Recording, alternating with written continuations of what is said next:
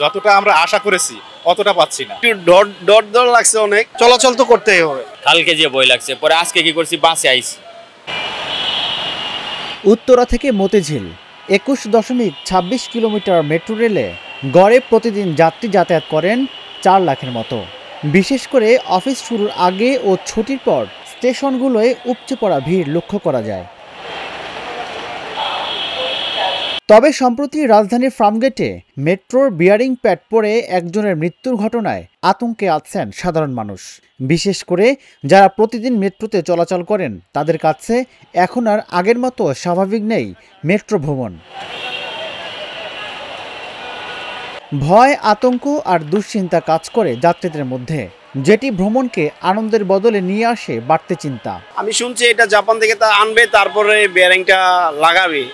এখনো কিন্তু আসার পথে আসছি তো একটু ডর লাগছে অনেক, মানে মনের ভিতরে ডর আছিল। এই জন্য আমি উঠতে চাই নাই, কিন্তু তবু উঠছি। আমার একটু তাড়াহুড়া দরকার ছিল, আমি এই জন্য আসছি। টেনশন তো একটু হয়, বাট এটা তো একটা দুর্ঘটনাই। এটা তো আর আমি বলে বা টেনশন না করে টেনশন করলাম, বাট চলাচল তো করতেই হবে। চলাচল তো আলটিমেটলি আমাদের করতেই হবে। টেনশন অনেক কাজ করে, শুধু ফার্মগেটের ওই ঘটনার জন্য না।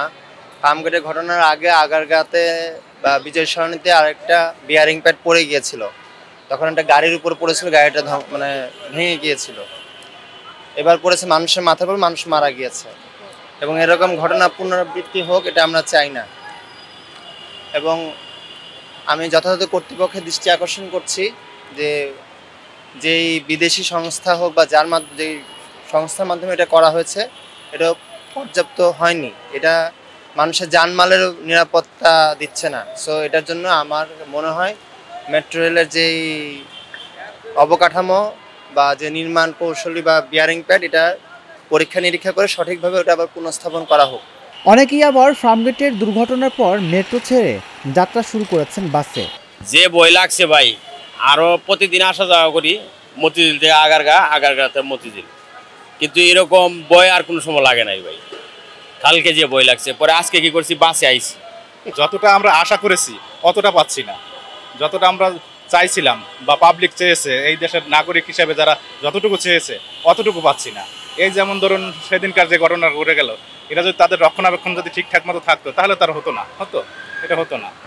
তো এটা আমরা আশা করি যে আরও যাতে এটা ওরপার যাতে ইয়াগুলো পাই। এটা ডেফিনেটলি ভয় লাগে, কারণ এটা লাইফের বিষয় একটা। আর একটা বিষয় হলো, এই মেট্রো হওয়ার আগে বুয়েট থেকে একটা করার কথা ছিল যে এটা কীভাবে রক্ষণাবেক্ষণ করবে আর এটা কি প্ল্যানে করবে। ওই বুয়েট থেকে এটা করা হয় নাই, সেদিন আমি খবরে দেখলাম। তো এই জন্য যদি বুয়েট থেকে এটা আবার করে অ্যানালাইসিস করে, তাহলে জিনিসটা ভালো হবে। নগরবিদরা মনে করেন মেট্রোকে যতটা পরিচর্যা আর রক্ষণাবেক্ষণ দরকার তেমনটা না হওয়াতেই দুর্ঘটনা ঘটছে। যে কোনো জিনিস একটা তৈরি করা হলে সেটা নিয়মিত রক্ষণাবেক্ষণ করতে হয়। মেট্রো রেলের ক্ষেত্রে একই জিনিস প্রযোজ্য। এবং আমরা দেখলাম যে গত সেপ্টেম্বরে এবং বর্তমানে পরপর 2টা দুর্ঘটনা ঘটলো এবং এখানে প্রাণহানি ঘটলো। এটা অত্যন্ত দুঃখজনক, এটা কোনোভাবেই কাম্য নয়। কারণ কেন এরকম একটা প্রজেক্ট থেকে কিছু খুলে পড়ে মানুষ মারা যাবে, এটা তো হইতে পারে না। তাহলে তো আমার নির্মাণ যে আমি করলাম, সেই নির্মাণটা আমি কতটুকু ট্যাক্সই করলাম, সেখানে কি নির্মাণের ত্রুটি না আমার পরবর্তীতে ব্যবস্থাপনা এবং রক্ষণাবেক্ষণের ত্রুটি? তাহলে এখানে যারা এটা দেখভাল করবেন, অবশ্যই সরকারের আমি মনে করি বিষয়টা গভীরভাবে তদন্ত করা উচিত যে এটা কি কোনো টেকনিক্যাল কারণে ঘটলো, আমার নির্মাণ শৈলীর কোনো অব্যবস্থাপনার জন্য ঘটলো, নাকি রক্ষণাবেক্ষণের জন্য। আগামীতে যদি মেট্রোর যত্নে গাফিলতি হয় তাহলে এর সুফল থেকে বঞ্চিত হবে দেশের মানুষ। যে এইটা দীর্ঘদিন ধরে রক্ষণাবেক্ষণ হচ্ছিল না।